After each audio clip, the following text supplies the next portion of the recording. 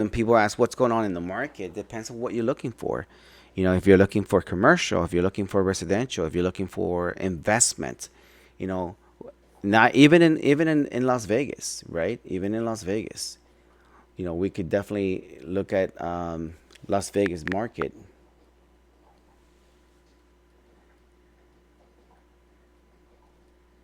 Oh, now let's not look at that page. We can go back to Realtor.com. That's a pretty.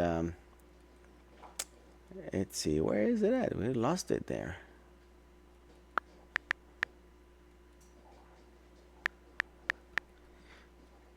And I don't promote any of these. I don't get any kickbacks for their data. I'm just going on the internet, right? This is data that most buyers are going to the internet, to look at this data. So, you're looking at median price, right? As you can see, the list to sell price ratio is 98%. So, the dot here is leaning towards the buyer side. Obviously, markets are sitting on, the houses are sitting on the market for about 55 days on average today, right? As of July 2025. Obviously, the interest rates have a lot to do with it, with people sitting on the fence. And when people ask me, what do you think? Is it a good time to buy? And I tell people, it's a good time to buy when you could afford it. And I'm not going to tell you to marry the house and date the rate, because the rates could change tomorrow. That idea with the rates could change tomorrow, and if they drop, you could refinance. But what if they don't change? What if they stay at the 6.5%? What if they jump to 7%? So what I tell people is, whatever you lock in now with your mortgage bank, you make sure it's a fixed rate. 30%. I mean, 30 years. Uh, Add whatever percent it is. Right now, we said it was 6.49, so let's just round up to 6.5, right? The rate depends on your credit worthiness, on your debt to income ratio, and obviously, I am not a lender, I'm not a tax advisor, nor am I an attorney. Full disclosure. This is just data that I'm pulling off the internet, but I am a realtor, so um, on average, if you locked it in at 6.5%, um, and the rates did drop tomorrow, it just depends on your lending institution. Are you locked in for a year? Is there any prepayment penalties? So those questions will be for for a loan officer, which I can totally connect you with. But um,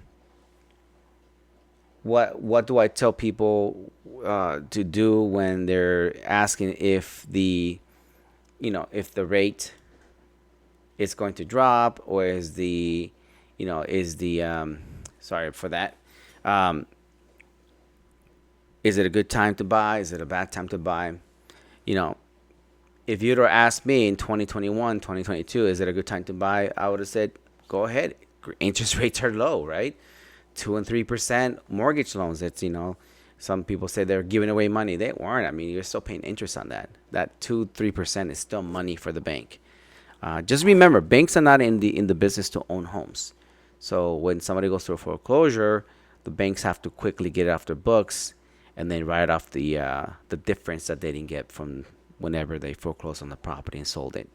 Um, but the banks are in it to make money. So the higher the interest rates, obviously more money that they're gonna make on over the life of the loan. But if the rates were to drop tomorrow and you got in at 6.9%, 6.449. Let's see, mortgage news daily again. Back into that page. Okay, so here's the typical rates. Let's zoom into this. Bring up the iPad again. Oh. So this is for Mortgage News Daily. Okay. If you're, what happened to this? Try to move back. I don't know how it is. Let's reset the Zoom.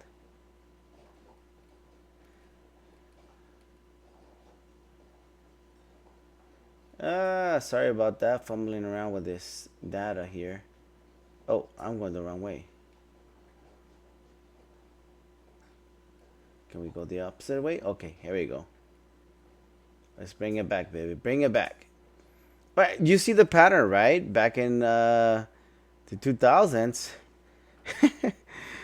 What year was this? Let's see. March 6th of 2000. Here, I don't know if you could see it there. So March 6th or February 28th of 2000, a 30-year fix was 8.29, right?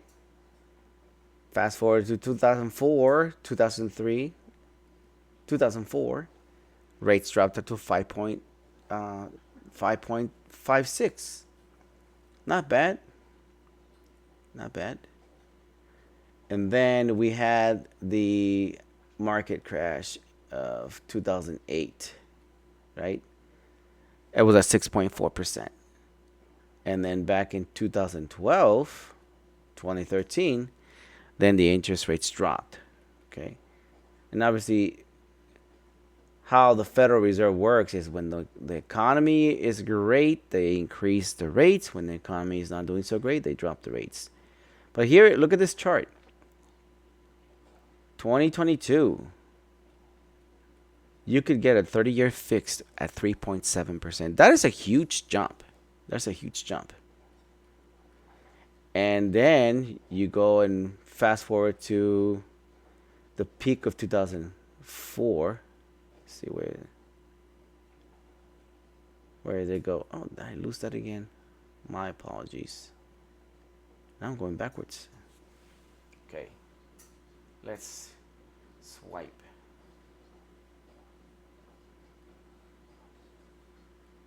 Bring it back, baby. Bring it back. Okay, I guess it's stopping right there at 2024.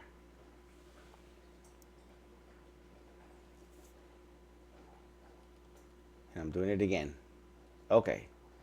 So here we go. Almost the current time, April 28th of 2025, 6.8.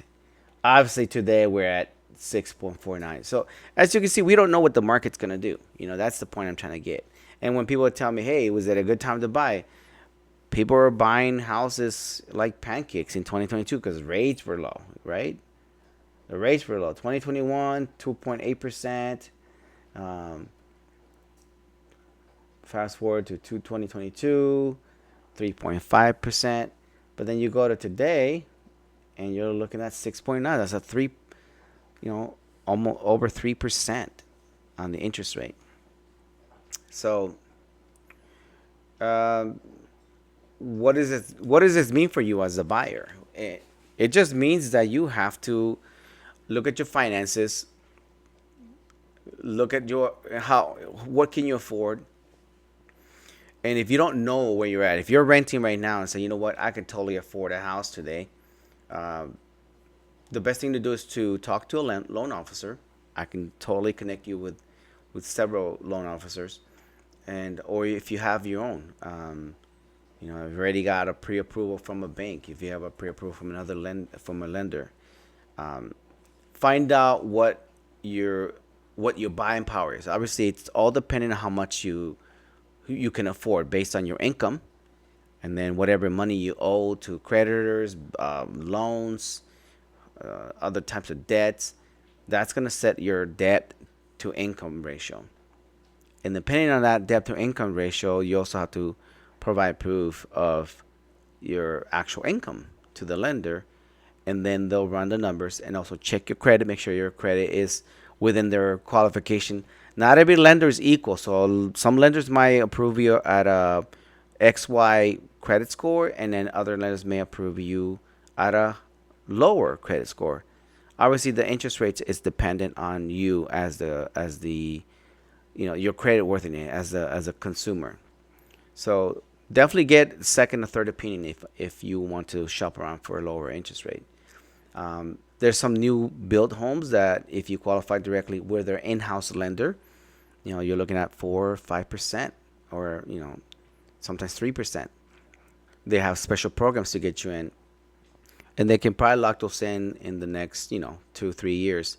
But every builder has a different program. But I'll be posting about those on my channel and my socials.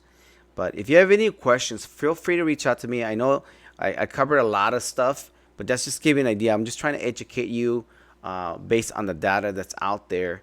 And if you're scared, if you're not sure what to do, or you want to buy a house but you're nervous, um, the news are gonna just fan the flames. They're gonna make things more doom and gloom. But um, in my opinion, you can't lose with real estate. The margins of growth over the next 5 to 10 years. You're looking at 3 to 5% growth, and then when you pay down that loan, you build equity. You're paying down the loan of what you originally bought the house for. So if today you locked it in at 433,000, 433,000, in 5 years, that could easily be an additional, $20,000, $30,000. Or who knows? The market might go crazy again. You could get $100,000, equity, like we did in the early 2020s and 2012, right? But once again, reach out to a realtor. If you have any questions, feel free to reach out to me, Marco Delgado, your realtor, 702-978-8088. Or you can shoot me an email at marcodelgadorealtor.com. And you can see my card here and to the left. Hopefully you can read it. But feel free to like and subscribe to my channel. Uh, Leave any comments below if I left out any information, or if you caught me, miss. I'm just reading the data, so what's coming on the market, what's happening on the what the internet is spitting back at us. Because we don't have a crystal ball. Nobody really knows what's gonna happen tomorrow. But remember, if you can afford the payment and it's not gonna create any financial hardship on you, it's always great to own, because you can turn around and you're going to grow equity over the next 4 5 10 years. And then when you decide to move, like say you want to upgrade, you can sell that home or rent it out, get some cash flow, get some money back in your pocket, or you can sell it and pack your bags and leave Vegas if you wish to. But you can always take that equity with you. Obviously, minus your expenses to sell a house, right? There's a cost. But talk to a realtor like myself, and we can do a comparable analysis of what's going on with your home compared to the similar homes in your neighborhood.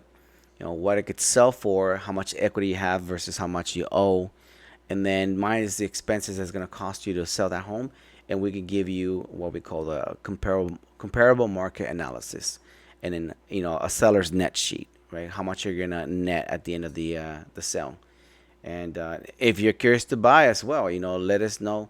We can connect you with a lender, find out what your buying power is, and let us know what you're looking for. What size home, what area in town. Are you looking to invest? Are you looking to be your first time home buyer? There's some programs out there that I'll be putting on my channel.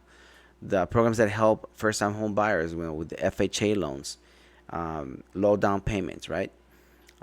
Feel free to reach out to me. Any questions? Once again, a lot of information coming at you over the life of this podcast and video on YouTube, wherever this goes to on my socials. Feel free to reach out to me, Marco Delgado, Realtor.com, or Marco Delgado at gmail.com. Let me know how I can help you. I'm here to assist you in any way that I can. And God bless you guys. Thank you for watching. And please don't forget to like and subscribe. Thank you.